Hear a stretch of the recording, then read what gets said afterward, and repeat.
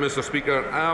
On the corporation tax, committed to reversing on the planned increase from 19%, and so it will attract businesses to Scotland across the whole rest of the United Kingdom. And if I may say so, Mr. Speaker, some of the recently announced energy price guarantee means that typical households receiving mean-tested benefits will receive £1,200 support. Those on disability benefits on top of that will receive £1,350. Low household will pay no more. Shadow Secretary Peter Kyle. Thank you, Mr. Speaker. My honourable friend, the Shadow Secretary of State for Scotland, has a long-standing family commitment, which is why the privilege of asking questions today falls to me. The UK government, so-called paid for by working people all over this country, including Scotland. So can I ask the Minister... The honourable gentleman to his place in place of the Shadow Secretary of State. As I've already said, the energy support that's been put in place means that no household pay more than £2,500, and that's on top of the additional benefits that's already been announced earlier this year and more recently that will make sure households, many households actually, those on the lowest incomes, will actually be better off than they would have been previously. The only long-term solution to this crisis is a more sustainable energy policy, something to deliver for 12 years. Does he agree with me that the right way forward is through Labour's plan for Great British Energy, a homegrown, publicly owned company run for and by the people of this country and for the interests of people in this country? Well, the honourable member is absolutely correct to point out the Scottish Government's commitment back in 2017 to have by now created a nationalised energy company in Scotland. And that's not something that's happened. And quite frankly, I don't think it should, and neither do I think Labour's plans should be implemented either. SNP spokesperson Murray Black. Thank you, Mr. Speaker. The first mini-budget by this government required 2 Bank of England interventions just to stabilise the economy. It tanked the pound and it massively worsened the already brutal cost of living crisis our constituents are facing. So will the Minister confirm that as Scotland's representative in Cabinet, any future fiscal event by this government will neither make further cuts to the Scottish budget or introduce further cuts to our already crippled public services?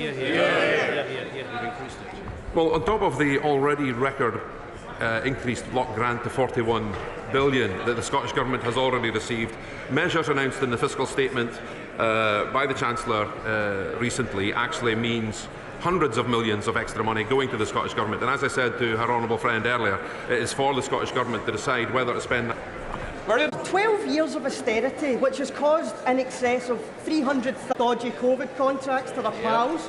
They're scrapping the bankers' bonus cap. They've forced a hard Brexit on Scotland against their will. They're now helping the richest people in the country on the backs of millions of people choosing between heating and eating.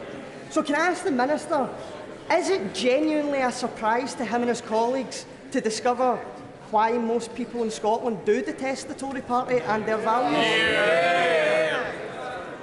Well, I must say, Mr. Speaker, I'm disappointed that the honourable member chooses to double down on the hate-filled language of her party leader.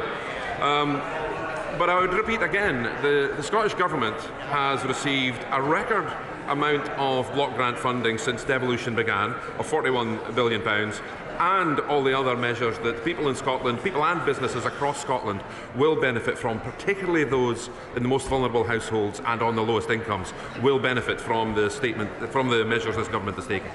At Weston. Great, Mr. Speaker.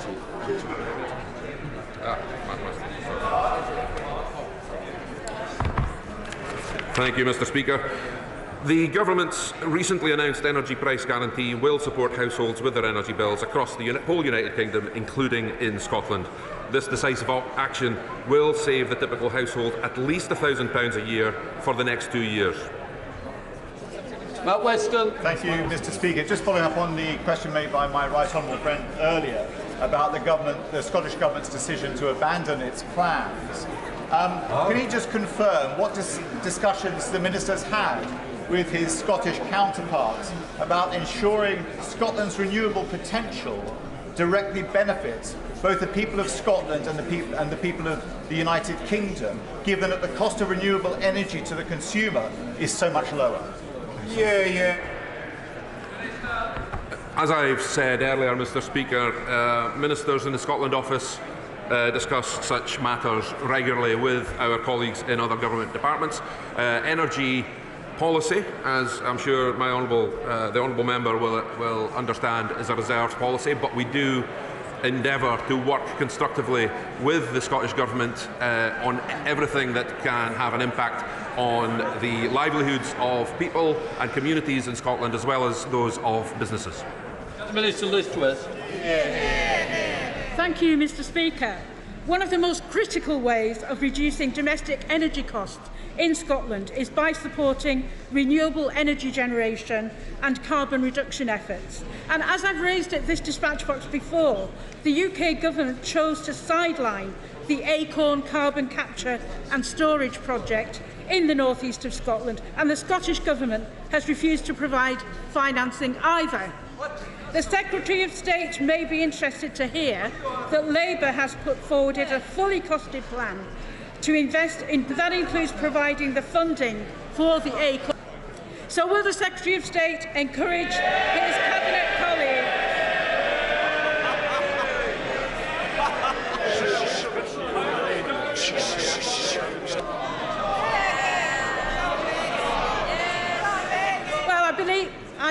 I believe the Secretary of State and the Minister may have heard the first part of the question. So what I will do is conclude by saying, asking the Secretary of State to encourage his Cabinet colleagues to look again at how the carbon capture and storage project can be supported to get underway as a matter of urgency. Well, as the Honourable Lady may be aware, the Acorn cluster looms large in my own constituency, so I have nothing but the greatest support for that project. I can also assure the Honourable Lady and the rest of the House that this government has also stood firm behind that particular project, having invested £41 million in that project directly, as well as the project itself being the reserve cluster in the Track 1 sequence. Track 2 sequencing for carbon capture and storage across the United Kingdom is coming soon, I'm told, and I look forward to that announcement with great interest. Right, so that completes Scottish questions. Before we call the Prime Minister, I would like to point out the British Sign Language interpretation proceedings is available to watch on Parliament Live TV. We now start with questions to the Prime Minister. Graham Stringer. Number one, Mr. Speaker.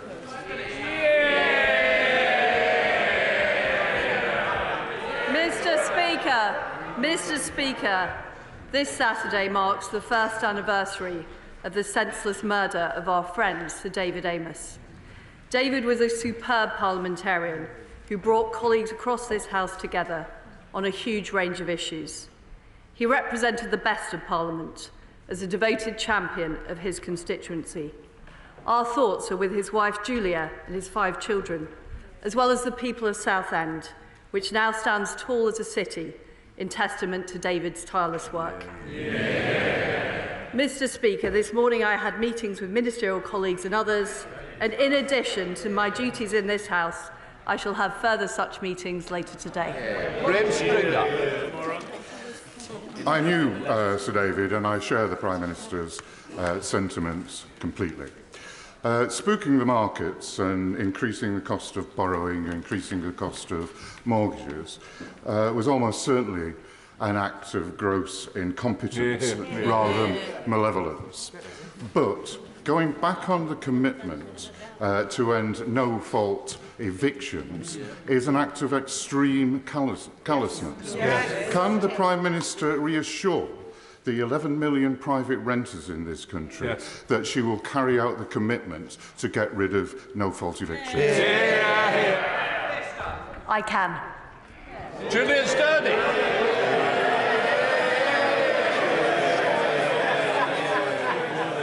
Thank you, Mr. Speaker. On a recent visit to the children's ward at York Hospital, I was shocked to learn that paediatric waiting time targets are the same as that of adult patients.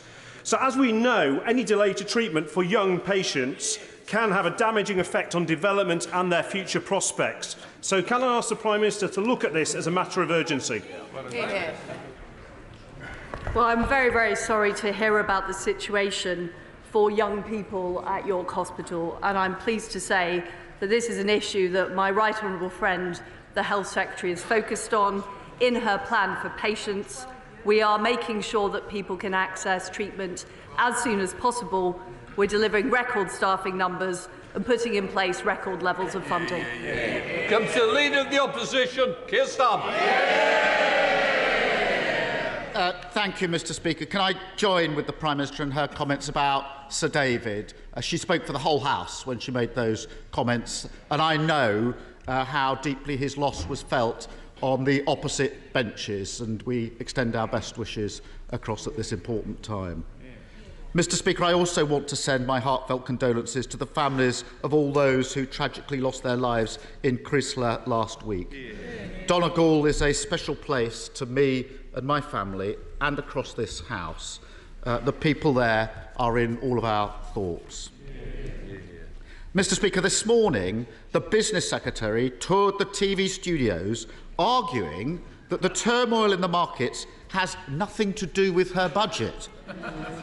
Does the Prime Minister agree with him? Well, Mr. Speaker, what we have done is we have taken decisive action. We have taken decisive action to make sure that people are not facing energy bills of £6,000 for 2 years. And I think we remember the opposition is only talking about 6 months.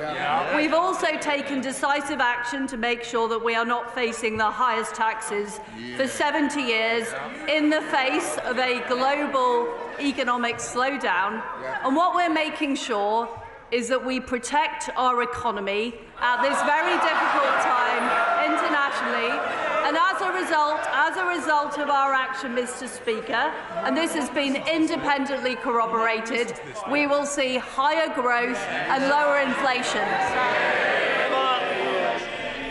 Mr. Speaker, avoiding the question, ducking responsibility, lost in denial. No wonder investors have no confidence in her government. And this is why it matters. A few weeks ago, Zach and Rebecca from Wolverhampton were all set to buy their first home. Then the government's borrowing spree sent interest rates spiralling and their mortgage offer was withdrawn.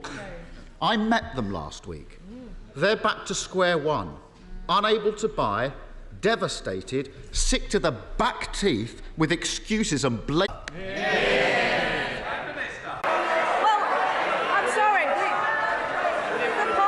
Mr. Speaker, the party opposite are shouting, but he is opposing the very package that we brought in, the energy price guarantee. That was the major part of the mini-budget that we announced. And Mr. Speaker, he has refused to confirm whether or not he backs our energy price guarantee for 2 years, which protects families not just this winter, but next winter. What we're seeing, Mr. Speaker, is we are seeing interest rates rising globally. They are rising globally in the face of Putin's appalling war in Ukraine. And what we are doing is helping people with lower stamp duty, helping people with their energy costs, reducing inflation with our energy package, and keeping taxes low. And I notice that the honourable gentleman had a Damascus conversion last night when he backed our cut to national insurance. Keir Starmer. Mr. Speaker, the economy is in turmoil. People are really worried. This is really not the time to descend into absolutely nonsense attacks about last night. There's no point trying to hide it. Everyone can see what has happened. The Tories went on a borrowing spree, sending mortgage rates through the roof. They are skyrocketing by £500 a month. And for nearly 2 million homeowners, their fixed-rate deals are coming to an end next year. They're worried sick, and everybody in this House knows it. They won't forgive. They won't forget, and nor should they. No. Yeah. When will she stop ducking responsibility, do the right thing, and reverse her kamikaze budget, which is causing so much pain? Mr. Speaker, last night the Labour Party supported bringing down national insurance. And is he really? I want to hear the Prime Minister. I'm sorry if her own party doesn't, but I certainly do. Prime Minister. Mr. Speaker, I'm genuinely unclear about what Labour's...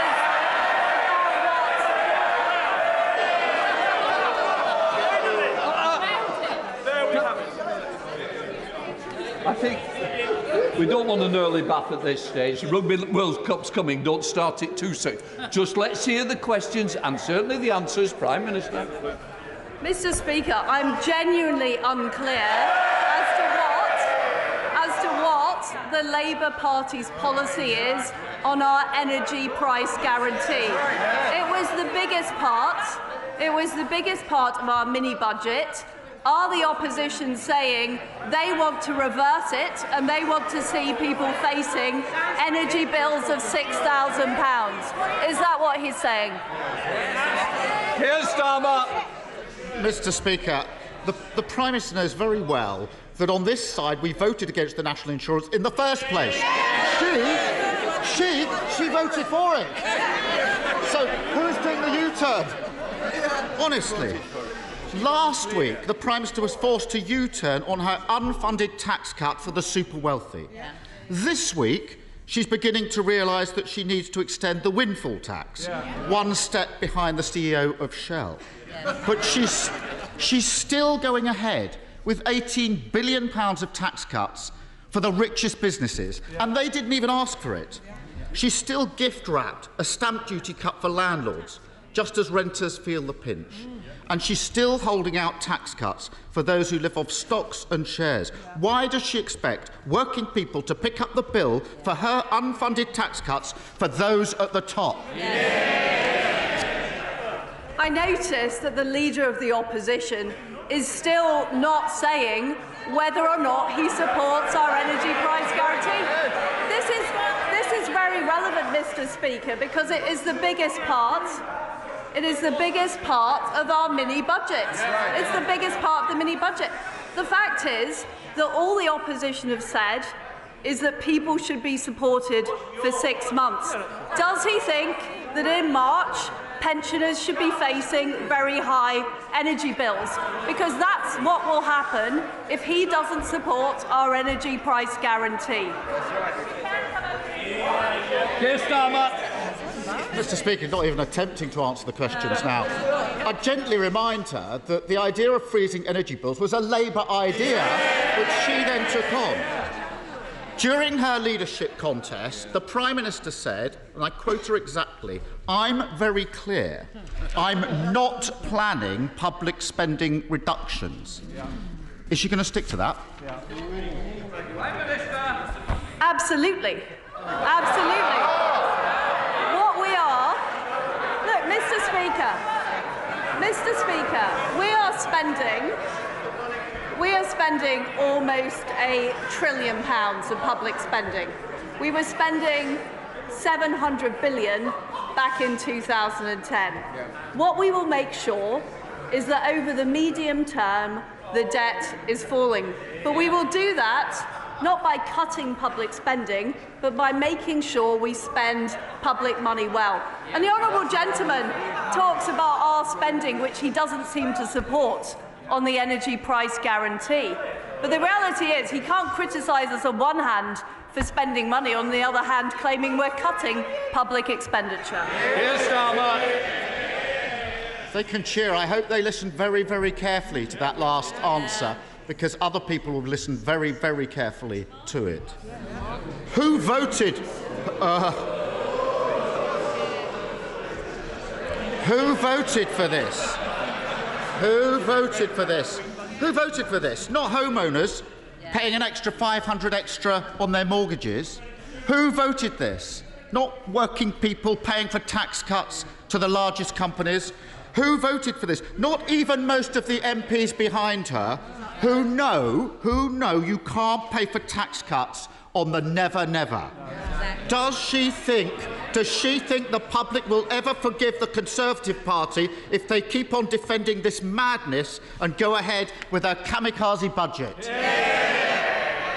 Mr. Speaker, what our budget has delivered is security for families for the next 2 winters. It's made sure that we're going to see higher economic growth, lower inflation and more opportunities. The way that we will get our country growing is through more jobs, more growth, more opportunities, not through higher taxes, higher spending and his friends in the union stopping hard-working people get to work. Cheryl Berry. Come on, Cheryl. Thank you, Mr. Speaker. I want to see growth and jobs in East Cornwall, and I believe an investment zone could help this. Would the Prime Minister back the honourable member for North Cornwall and myself, who are supporting a zone for Liskeard and Bodmin area? Well, I want to see more jobs, more opportunities, more homes for local people in Cornwall. And I know that's what my honourable friend is working towards with her colleagues, and I'm delighted we're bringing forward these investment zones that are going to give those opportunities to local people. We now come to the Leader of the SNP, Ian Blackford. Thank you, Mr. Speaker. And can I associate myself with the remarks of the Prime Minister on the murder of David Amos a year ago, and thoughts and prayers very much with Julia and his family. And of course, we think very much of those in Crestla that have been caught up in the terrible tragedy there as well. I would have hoped that if the Prime Minister is making public spending commitments today, that she would have said that those that rely on social security benefits will get their benefits uprated in line with inflation. Mr. Speaker, when the Prime Minister last stood at the dispatch box, the average 2-year fixed-rate mortgage stood at 4.5%. They are now at 6.5% and rising, hitting average families with an extra £450 a month in mortgage payments every single month over and above what they were paying. 37 days into the job, this is literally the cost of the Prime Minister's incompetence. It is the price households are paying, and all because of the Chancellor that she chose. Will she now give up her desperate plan to save her Chancellor's skin by scapegoating the Governor of the Bank of England? Mr. Speaker, the action we have taken has meant that families in Scotland and across the United Kingdom are not facing gargantuan energy bills. And what the Honourable Gentleman and his friends in Scotland could do to help us out is build the nuclear power stations that are going to help our energy security, help us get more gas out of the North Sea to help deliver on a more secure energy future for all of our people. Ian Blackford.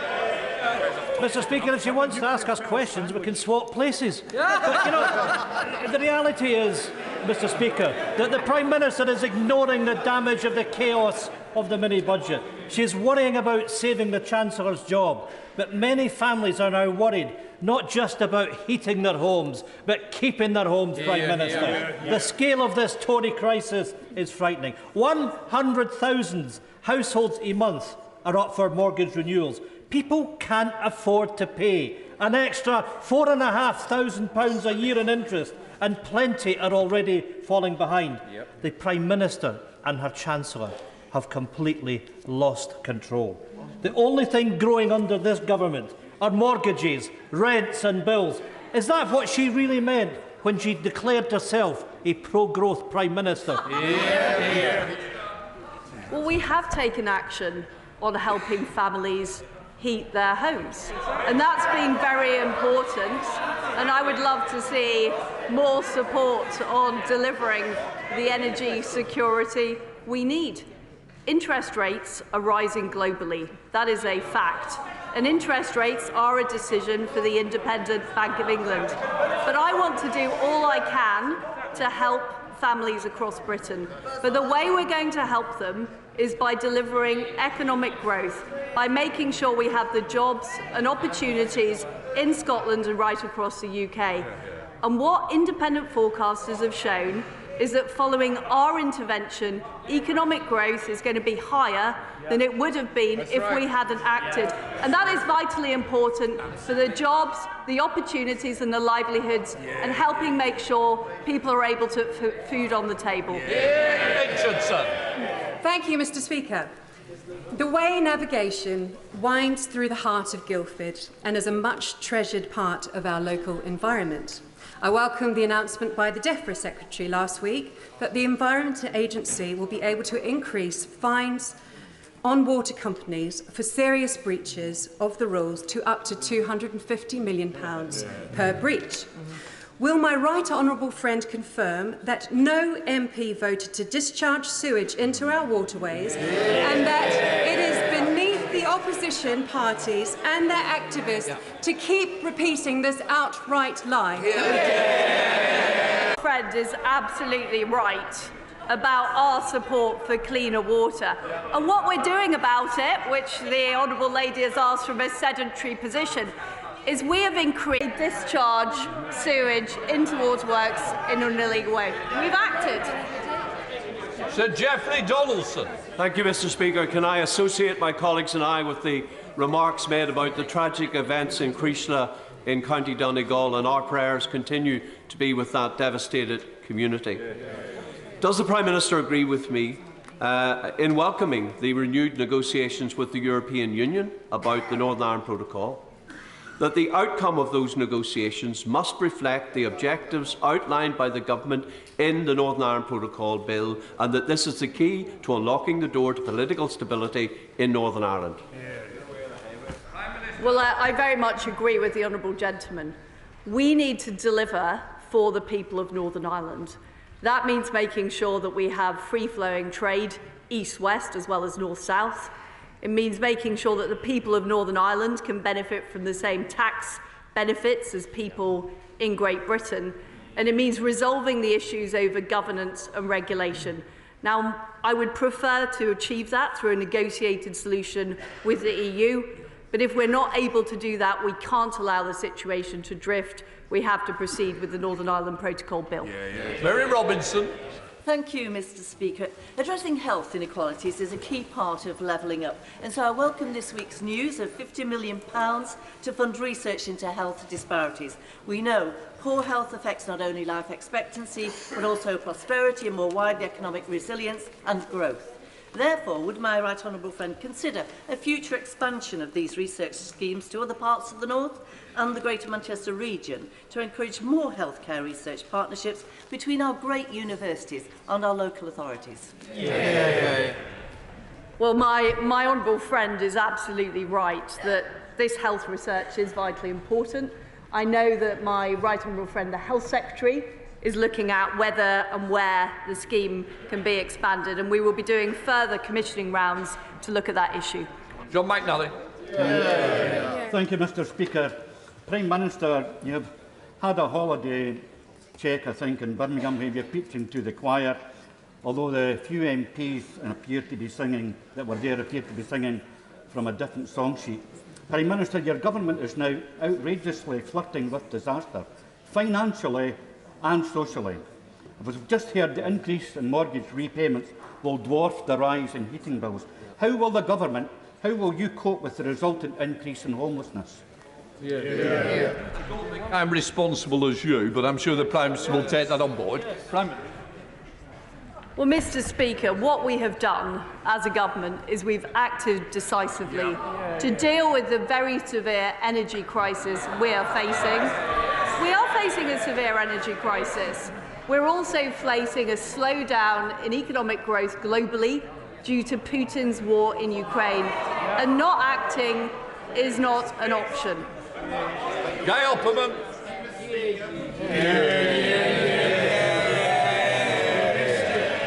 Prime Minister, the energy price guarantee is a key part of the growth plan, but too few businesses and households know about it, even if the Labour Party don't support it.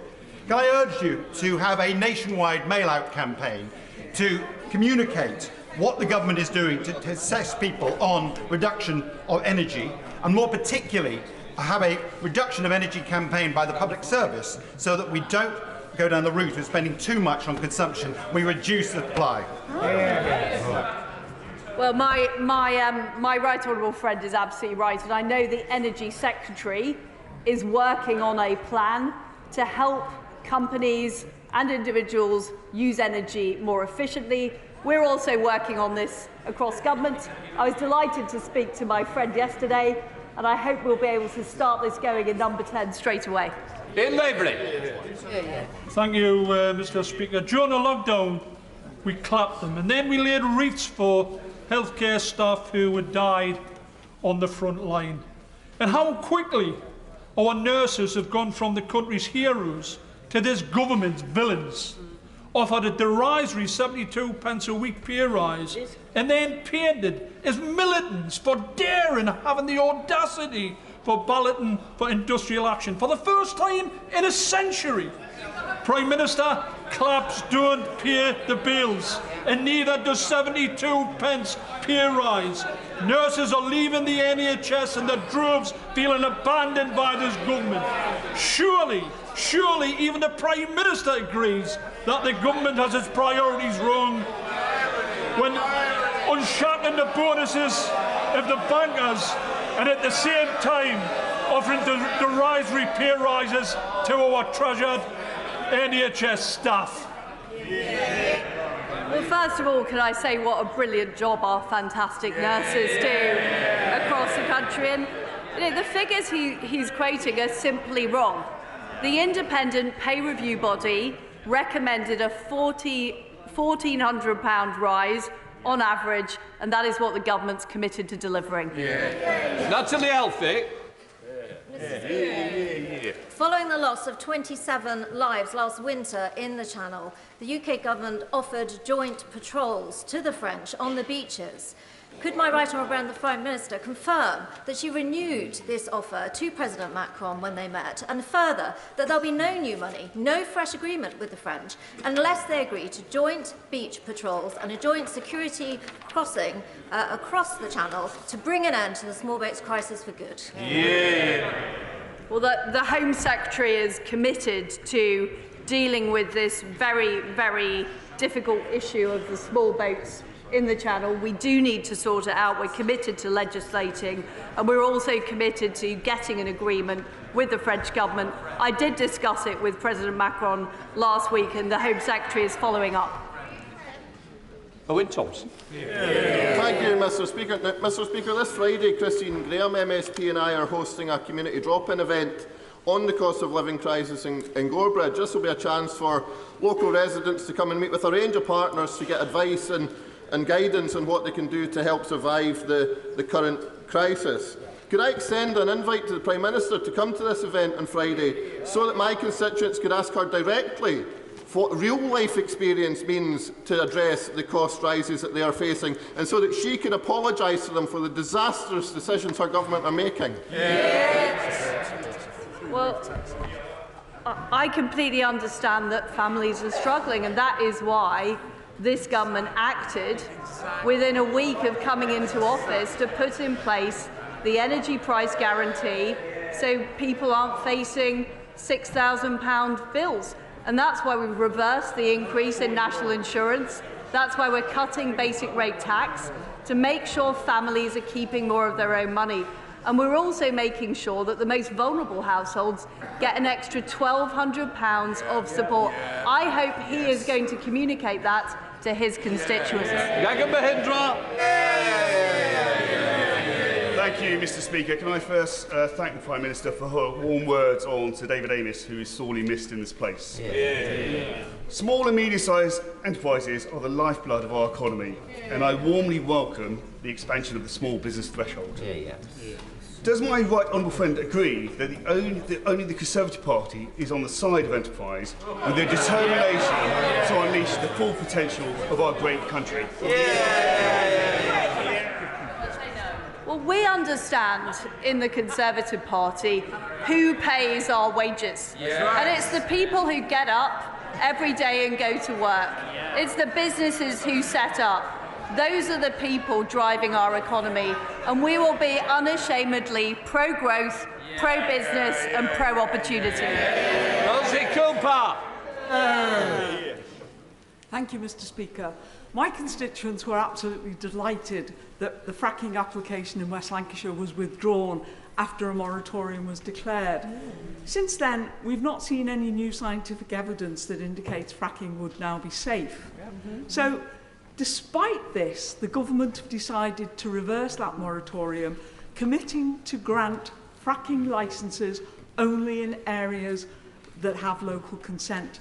So I would be grateful if the Prime Minister would reassure West Lancashire residents, my constituents, and please explain in detail how she will honour her statement that fracking licences, none of them will be forced on communities that don't want it. Well, first of all, can I offer my best wishes to the Honourable Lady on her appointment as the chair of the Merseycare NHS Trust. I can absolutely assure her and colleagues around the House that fracking will only go ahead in areas where there is local community support. Anthony Brown. Thank you, Mr. Speaker. 2 weeks ago, a bomb in Afghanistan killed 35 girls and young women. They were Hazaras from the country's second largest ethnic minority who are being massacred under the Taliban. Today, outside Parliament, Hazaras from across the UK, including from my constituency, are gathering, calling for international support to stop the slaughter. And we're joined here today by representatives of the Hazara Council of Great Britain. Will my right honourable friend, the Prime Minister, support the Hazaras in trying to stop the killings and arrange for her ministers to meet their representatives? Well, it is extremely concerning what is taking place in Afghanistan, and I'm afraid the reversal of women's rights and women's opportunities. And one of the things we have done is make sure we're restoring the aid budget for women and girls. And I'm sure my friend, the Right Honourable friend, the Foreign Secretary, will be very happy to meet the group and discuss further. Daisy Cooper. Thank you, Mr. Speaker. The government's botched budget gave unfunded tax cuts to some of the richest companies, whilst across the country there are hospitals who worry that their roofs might collapse at any moment. Hitchinbrook Hospital, Frimley Park Hospital and Queen Elizabeth Hospital in the Prime Minister's own local area. These are just three of a number of hospitals who need hundreds of millions of pounds, some of them urgently. So will the Prime Minister promise that every affected hospital will be given the money they need to fix these dangerous roofs in the next 12 months? Well, I do want to correct the Honourable Lady, because what we are doing is simply not putting up corporation tax. It's not a tax cut. We're just not raising corporation tax. And I feel it would be wrong in a time when we are trying to attract investment into our country at a time of global economic slowdown to be raising taxes, because it will bring less revenue in. And the way that we are going to get the money to fund our National Health Service, the way that we're going to get money to fund our schools, is by having a strong economy with companies investing and creating jobs. I fully support this government's growth agenda, Prime Minister. Would she agree with me that this can be achieved whilst also protecting and restoring our precious nature and ecosystems and working with our farmers so that we do meet our legally binding target to restore nature by 2030? I know she understands this. She has precious talk streams in her own constituency. And will she agree that if we get this right, there will be more jobs, skills, opportunities, because every nation in the world depends on its natural environment? Well, my honourable friend did a fantastic job promoting the natural environment when she was at DEFRA. We are going to deliver economic growth in an environmentally friendly way. What this is about improving the processes and deliver better outcomes, both for the environment whilst making sure we have a growing economy as well. And those two things go hand in hand. Mothers. Thank you. Mr. Speaker. The Prime Minister wants us to believe that fracking will reduce our energy bills, but it was not so long ago that her Chancellor said that those calling for fracking's return misunderstand the situation and that no amount of shale gas would be enough to lower the European price any time soon. So, Prime Minister, is the Chancellor wrong about that? That's right, Justin. We are pulling every lever to improve our energy supply in Britain, whether it's the North Sea and opening up more opportunity there, which the opposition front bench are against, whether it's fracking, whether it's more renewables, which I'm very supportive of, whether it's more solar panels in the right place, whether it's more nuclear power stations, which are opposed by the SNP. We are doing everything we can because we can never be in a situation again where we are dependent on authoritarian regimes for our energy. Thank you, Mr. Speaker. Over the past week, serious safeguarding failures by the children's charity Mermaids have come to light. Revelations that the charity sent breast-flattening devices to young girls behind their parents' back, promoted harmful medical and surgical procedures to children, hired a trustee with links to paedophile organisations, and a digital engagement manager who posted pornographic images online, including of himself dressed as a schoolgirl. For years, despite whistleblowers raising alarm, Mermaids have had unfettered access to vulnerable children. Does my right honourable friend agree that it has taken far too long for these concerns to be taken seriously? And does she also agree that it is high time for a police investigation into the activities of Mermaids and its staff? It's very important that under 18s are able to develop their own decision-making capabilities and not be forced into any kind of activity. And what I would say on the subject of the investigation she raises, of course those matters should be raised and should be properly looked at. Sir Oldie. Thank you very much, Mr. Speaker. For my constituents in Richmond Park and for communities across South West London, from Wimbledon to Elmbridge, any expansion of Heathrow would be disastrous. A third runway would see over 6 million more tonnes of carbon pumped into the atmosphere every year and 2 million households affected by increased noise levels. Last week, the Transport Secretary said she supported Heathrow expansion. The Prime Minister has previously stated she would support a fourth runway. So, does the Prime Minister stand by her previous comments, or will she rule out government support for construction of a third runway at Heathrow? Well, I absolutely agree with what the Transport Secretary said in her comments. And what we need to do is make sure that industries like the air industry become more environmentally friendly. You know, I support the development of low carbon technology in those sectors. That's the way we will help grow the economy but also serve the environment. Virginia Crosby. Thank you, Mr. Speaker, and I'm delighted to hear the Prime Minister be such a champion for nuclear. My question is, when will the mission and plan for Great British Nuclear be announced? The market needs the confidence to invest in new nuclear, like Wilbur in my constituency of Arnasmore, to help us achieve net zero for our energy security and to get thousands of high-quality jobs. Well, I can tell my honourable friend that Great British Nuclear will be set up this year and it will be bringing forward new nuclear projects. I'm delighted about her support for Wilfer and to make sure that we have nuclear power provided in Wales.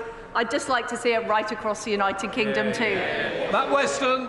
Thank you, Mr. Speaker. May I welcome her to her place.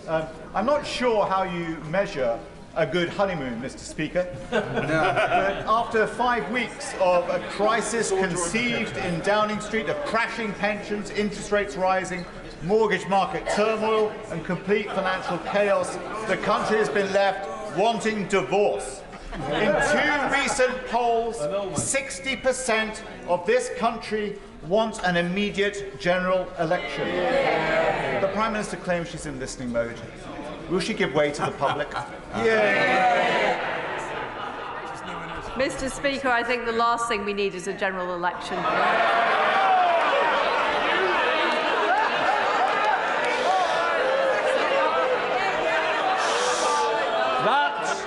That concludes Prime Minister's questions. Let the people leave.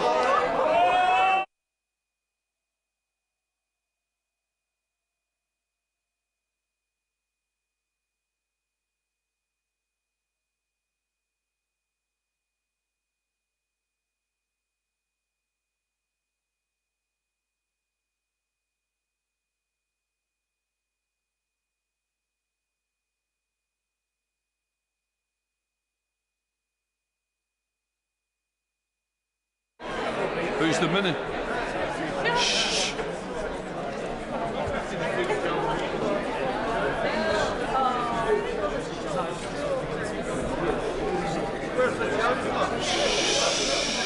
He's in New York, don't worry. Right, let us come to the urgent question. I call Rachel Reeves, Shadow Chancellor of the Exchequer. Thank you, Mr. Speaker. To ask the Chancellor of the Exchequer to make a statement on the current economic crisis. Where is he? Thank you, Mr. Speaker. The Chancellor of the Exchequer is in Washington having meetings with the IMF and is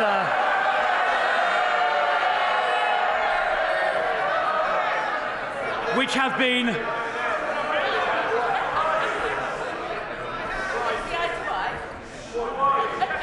routine meetings have been long scheduled. Can I say, I know it's the first Wednesday back, we're all excitable, a little calm so I can hear the Minister. Come on, Minister. Thank you, Mr. Speaker. Routine meetings that have been long scheduled and certainly not a cause for exuberance or overexcitement from the benches opposite. Mr. Speaker, as we know, the world has faced surging energy prices since Putin's illegal invasion of Ukraine.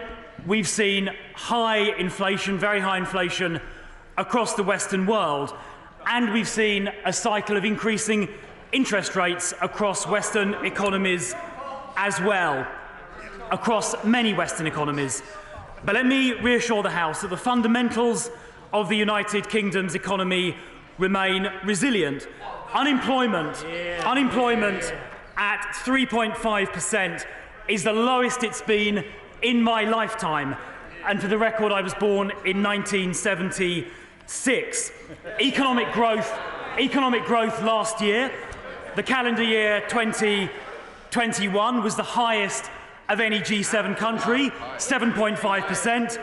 And just yesterday, the IMF forecast that economic growth, GDP growth, this current year in the UK would be at 3.6%, once again, for the second consecutive year, the highest of any G7 country. So our economy is in resilient condition. But I know that many families are worried about the challenges we face, and that is why just a few weeks ago, 2 or 3 weeks ago, we introduced the energy price guarantee. Families were genuinely fearful that they might face energy bills this winter of £3,000, £4,000, £5,000, £6,000 or even £7,000 per year. But that energy price guarantee will ensure the average household sees energy prices no higher than £2,500 on average, not for 6 months, like the Labour plan, but for 2 years. And we also introduced a growth plan to get our economy growing, to see wages sustainably rising, to see good jobs created, and to create a sustainable tax base to fund our public services. This government has a growth plan. The opposition has no plan. But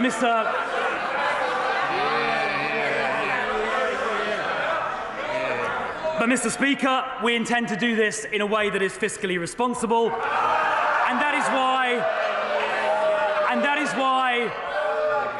why on the 31st of October, in less than 3 weeks' time, the Chancellor of the Exchequer will set out the medium-term fiscal plan, explaining to the House exactly how he will do that and how we will continue the UK's track record of having the highest growth in the G7, not just last year, but this year as well.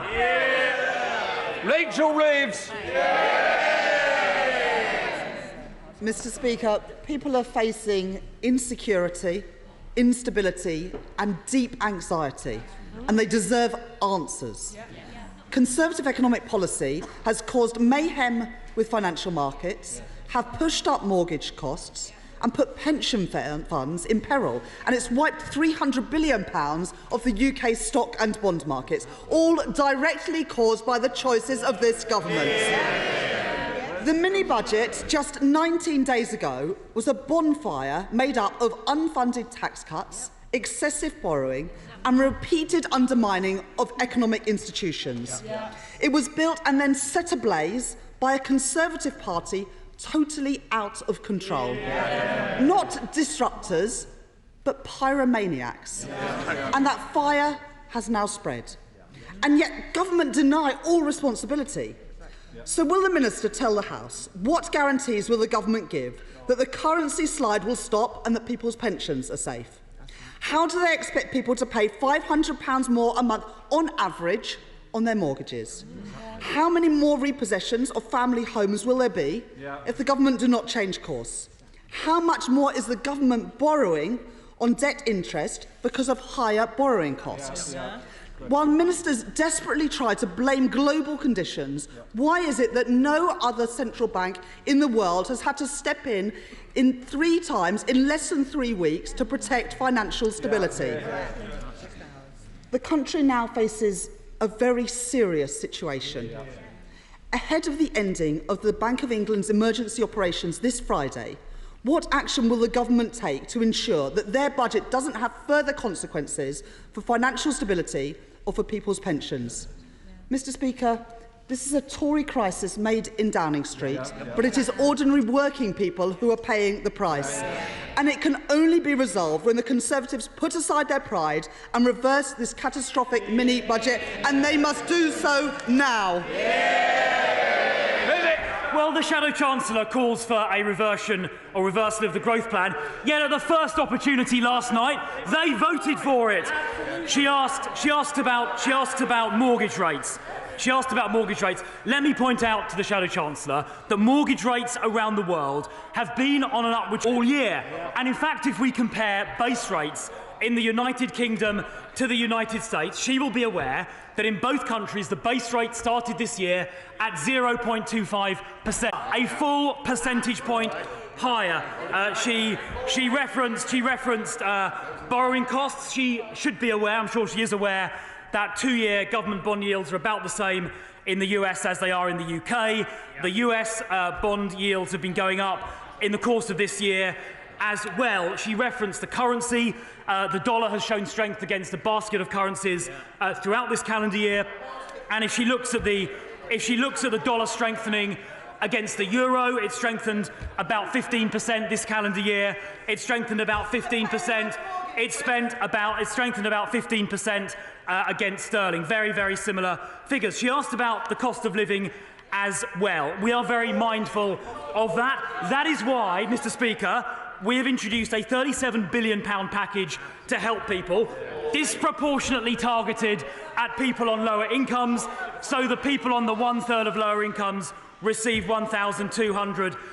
That is why we've introduced, on I think the 2nd or 3rd day in office, the energy price guarantee, making sure people don't pay on average more than £2,500 instead of facing bills of £5,000 or £6,000, not for 6 months like the Labour Party offered, but for 2 years. That's why the national minimum wage last April was increased by a large amount. That's why the national insurance threshold was increased up to £12,500 in July. So people on lower incomes now pay virtually no national insurance or income tax. That's the package of measures that this government has introduced, because we stand on the side of working people and we've taken the steps needed to support them.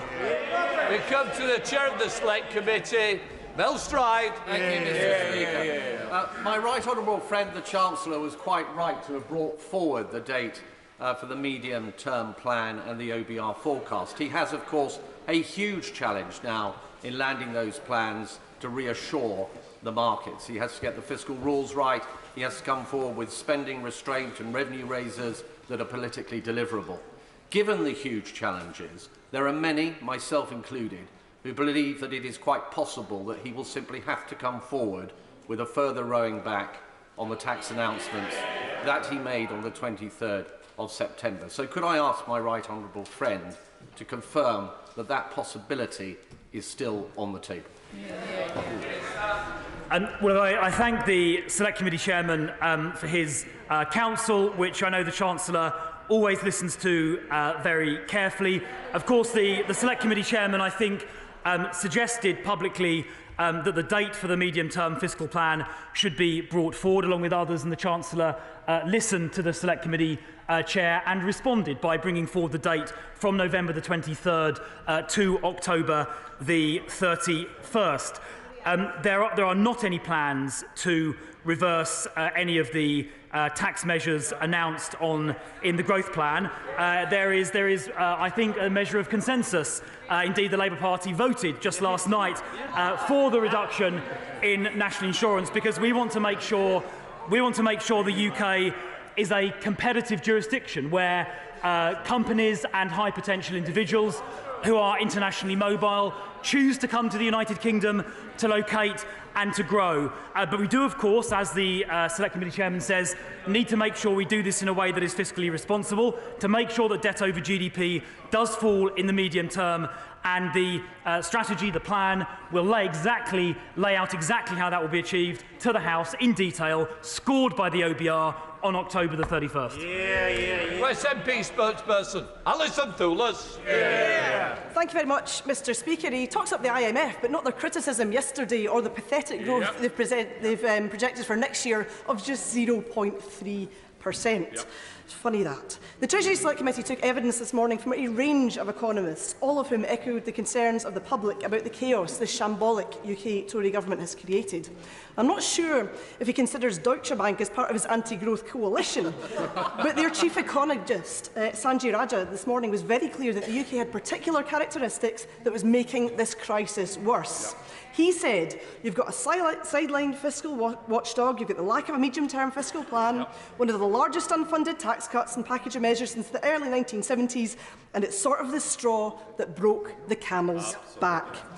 This is chaos that he and his colleagues have deliberately created, and it's impacting people and businesses across these islands. So I ask him, will he bring more money to devolved institutions to help them tackle the chaos that he and his colleagues have created? Will he commit to uprating benefits by inflation and give some more support to those in the asylum system and those on no recourse to public funds? Will he bring certainty to businesses who don't know yet what will happen at the end of the 6-month reprieve, because those bills have not gone away? Mr. Speaker, Glasgow Centre for Population Health published some research that attributed around 330,000 excess deaths in 2010 to austerity.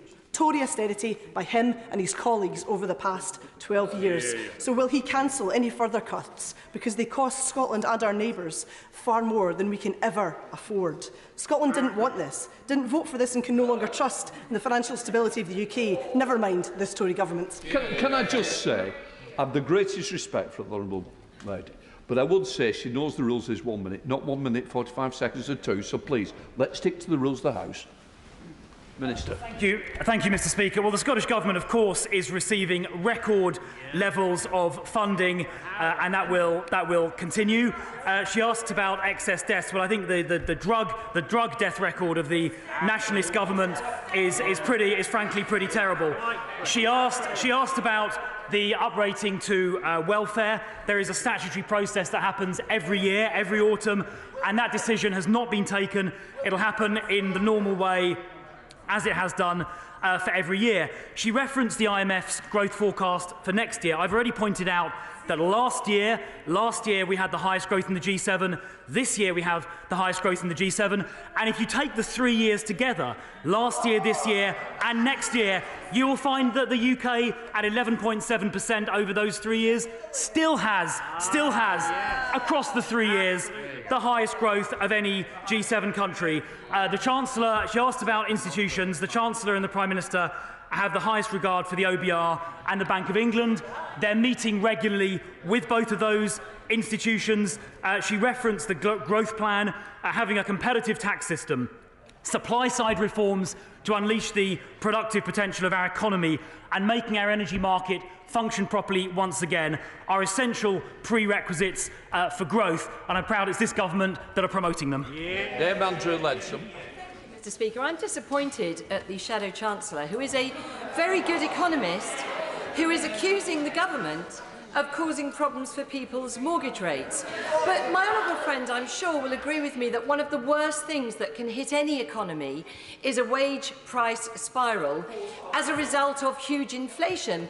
And so can my honourable friend confirm to this House that the action the government has taken to provide support to the economy, to provide this huge input to energy prices, will bring down headline inflation and specifically make mortgage rates better than they would have been otherwise? Totally the opposite to what the Shadow Chancellor is saying. Well, my right honourable friend, who of course has a very distinguished professional track record in financial services, is absolutely right. A range of independent forecasters have confirmed that the energy price guarantee will not only protect our constituents from high prices, it will also lower inflation by about 5% compared to where it would otherwise have been. A vital intervention. And while we're on the subject of inflation, it is worth keeping in mind that inflation in continental Europe, in many countries, is considerably higher than it is in the United Kingdom. For example, in Germany, it is 10.9%, and in Holland, it's 14%. Dave McGillier. Mr. Speaker, the Minister has made great play of supporting people with their energy bills, but businesses only get support until March. And the government also puts great play on creating growth. Many of the businesses in my constituency, particularly hospitality businesses, with only a guarantee on their energy bills till March, are making decisions in the coming weeks about whether they will be able to stay open and continue to be employers. How does that help growth? And will he give them some guarantee from March onwards? Well, the honourable lady raises questions about timeframes. Of course, the Labour proposal was only for 6 months for consumers and businesses, and I didn't hear her criticising that. The consumer offer is for 24 months, for 2 years. In relation to businesses, she is quite right, the honourable lady is quite right. The business scheme is for 6 months, but the government made a commitment back in September that within 3 months of September, so within 2 months of now, further plans will be brought forward to explain to businesses and charities and indeed the public sector how they will be handled after March of next year. And my right honourable friend, the Business Secretary, will announce that to the House in the coming weeks. Andrew Sandhu. Growing our tax revenues in a way that is sustainable in every sense of that word is clearly massively important to pay for all the things we deeply care about.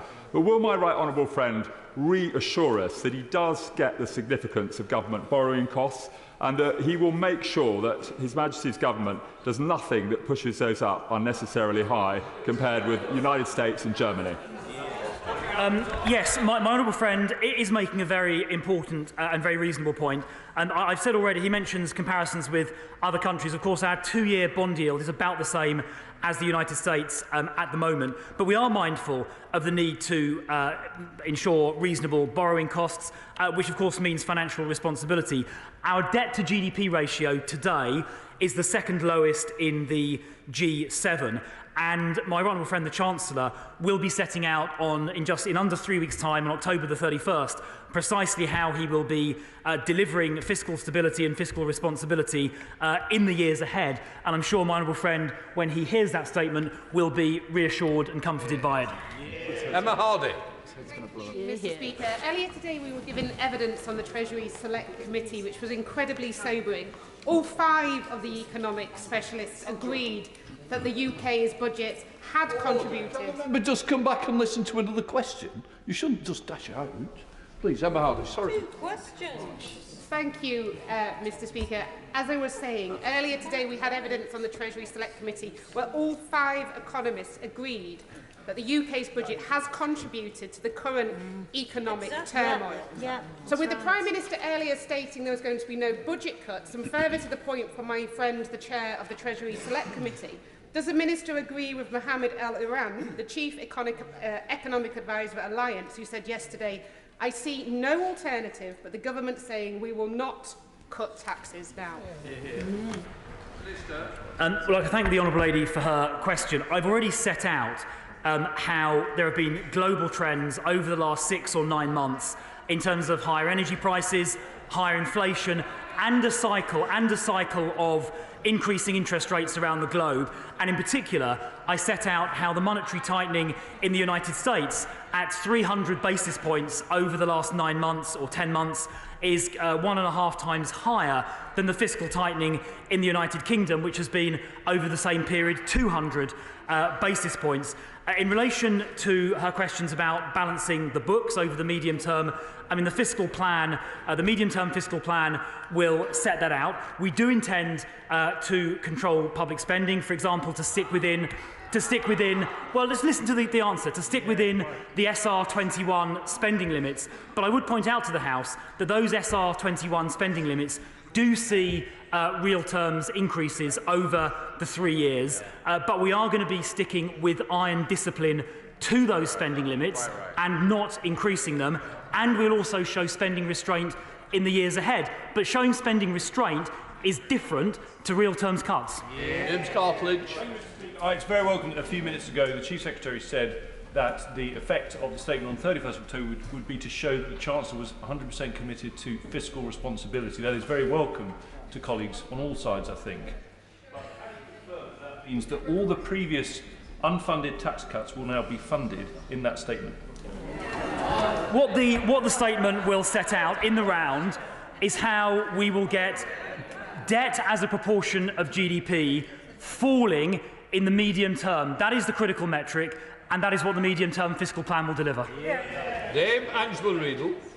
Very much, Mr. Speaker. Can I just offer the Chief Secretary to the Treasury some gentle advice?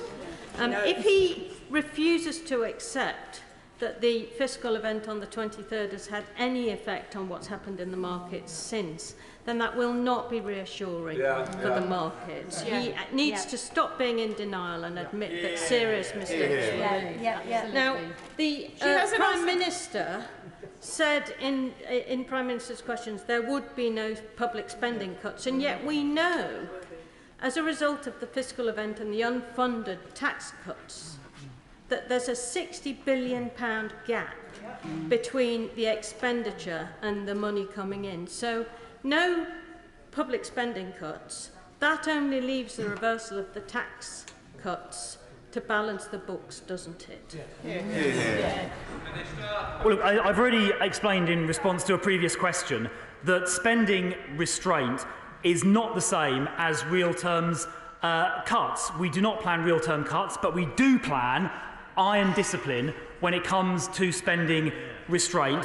But the answers to her questions will be set out in full at the fiscal statement, which will be accompanied by a full OBR scoring and a set of OBR forecasts, when all of these questions will get very clearly answered. Thank you, Mr. Speaker. The intervention of the Bank of England into both the gilt market and the corporate bond market has alarmed many over the recent days. I'd be interested in the Chief Secretary's view as to what is the Treasury's assessment of the cost to the Treasury and the fiscal position to the Bank of England's interventions in those markets. Well, I thank my honourable friend, the member for Hitchin and Harpenden, for his question. It obviously depends on the prices at which the Bank of England buy and sell bonds or gilts in the market.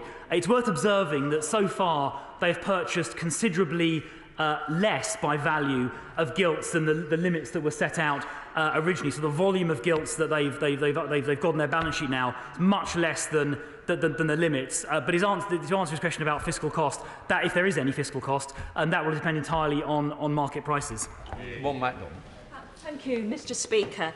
2 days before the budget, a young constituent of mine had hoped to buy her home through shared ownership. She was offered a mortgage at 4.28 interest by the Halifax. A day after the statement, the offer was withdrawn and it has rocketed for a 2-year fixed-rate deal to 6.9%. That's £150 a month more overnight because of the government's unfunded giveaways to people on over 150 grand per year. What would be his advice to my constituent? Should she take the deal, or would he agree with this morning's panel of experts at the Treasury Select Committee that she should not go near it because house prices are about to plummet? Well, I mean, I'm obviously not going to offer individual financial advice to constituents. What I would say is there are around about 2,300 mortgage products currently on the market. I would say we are very keen as a government to help first-time buyers, particularly younger first-time buyers in their 20s and 30s, which is why stamp duty is being cut for cheaper purchases, and in particular the threshold for stamp duty for first-time buyers is being raised, I think from memory, to £425,000, which particularly helps when it comes to putting together a deposit, because of course deposits can't be mortgage funded. In addition to that, we want to help people with the broader cost of living pressures, which obviously makes it easier to find money to fund mortgages. That's what the energy price guarantee is designed to do. It's what lower tax rates in general are designed to do, including the tax rates that the tax reductions rather that the Labour Party voted for yesterday. It's what the cost of living package is designed to do, the £37 billion. So by helping with the cost of living in general, we are obviously making mortgage costs a little bit easier to meet. Thank you, Mr. Speaker. The IMF yesterday underlined the UK's economy's position as being the fastest growing in the G7. And in spite of the noises off, they further stated that the recent fiscal changes will add further to growth projections. That's in addition to the record low unemployment data that has been highlighted this week. But does my right honourable friend agree that further changes need to be made in terms of supply-side reforms, which will continue the momentum in the growing economy, so that will result in real jobs in my constituency and right across the country? Well, I'm grateful to my right honourable friend for mentioning again the international comparisons. The unemployment figure in the UK, 3.5%, which members opposite have inexplicably not been asking about, the lowest in my lifetime, compares very favourably to France, where it's more than double, 7.3%, or Italy, where it's 7.8%. Even in Canada, it is 5.2%. So our unemployment figures compare very favourably internationally. And when it comes to the growth figures my friend asked about, the UK once again over the last 3 years taken together, 11.7% over those 3 years, heads the G7 considerably, 4 times higher nearly than Germany at 3.9, over double Japan at 5.1, and higher than France, Italy, Canada and the USA. But he asked about supply-side reforms to help his constituents, and my honourable friend will be hearing a lot more about those supply-side reforms in the coming weeks, both from Secretaries of State directly and from the Chancellor at the medium-term fiscal plan, to explain how we're going to get regulatory burdens off the back of businesses to help them grow and create the jobs for his constituents that he quite rightly wants to see. Thank you, Mr. Speaker. The mini-budget fiasco has caused a material risk to UK's financial stability, and the Bank of England has said that $1 trillion could have been erased from the UK pension fund investments if it hadn't stepped in following the mini-budget turmoil. So the Minister needs to heed the advice of the Chairman of the Treasury Committee and others across the House and junk the tax cuts in this budget. They're unfunded and they're creating chaos in the markets. We need to restore confidence so that our constituents don't suffer. The Minister needs to stop being arrogant and take heed, listen to the expertise and take action. If the Honourable Lady objects so much to tax reductions, why did she vote for them yesterday? Absolutely. Henry Smith. Thank you, Mr. Speaker. Yesterday I spoke with business leaders in my Crawley constituency, and they welcomed both the near record low unemployment levels and the International Monetary Fund outlook of 3.6% growth. Does the Chief Secretary to the Treasury agree with me that that is a direct consequence of the policies that this government is enacting? Yes, I do. The leading growth in the G7 and the lowest unemployment figures in my lifetime are testament to the sagacity of this government's economic policies. Sarah Olney. Very much, Mr. Speaker. Today is another day when the government's mismanagement of the economy is causing market turmoil, putting thousands of pensioners and mortgage holders at risk. The Governor of the Bank of England yesterday told pension funds to sort it out after announcing that the bank's emergency bond buying scheme will close in 2 days. The government has 48 hours to save pension funds. Will the government call the Chancellor back from Washington, hold an emergency cabinet meeting and deal with the pension crisis? The Chancellor is in extremely regular contact with the Governor of the Bank of England. Obviously, the bank and its various agencies have responsibility for systemic financial stability. We're working closely with them and we have complete confidence in the bank's management of this process. Robert Walton. Mr. Speaker, the Conservative Party stands for low taxes but also for fiscal responsibility and sound money. Given that the Prime Minister has just said that there will not be public sector spending cuts, can I ask the Chief Secretary to the Treasury if the government are considering deferring any of the tax measures recently announced by the Chancellor? We don't plan to defer the tax measures because we think having an internationally competitive tax system is important because it will help encourage businesses and successful individuals to locate here in the United Kingdom rather than anywhere else. I used to be Technology Minister, and tech businesses can choose whether they locate here or New York or San Francisco or Singapore or South Korea or anywhere else in the world. We want them to choose the United Kingdom, and that is why competitive tax rates and the right regulatory environment is so important. Thank you, Mr. Speaker. Britain has embraced globalisation arguably more than other nations around the world over the last couple of decades. About half of our GDP is subject to international headwinds.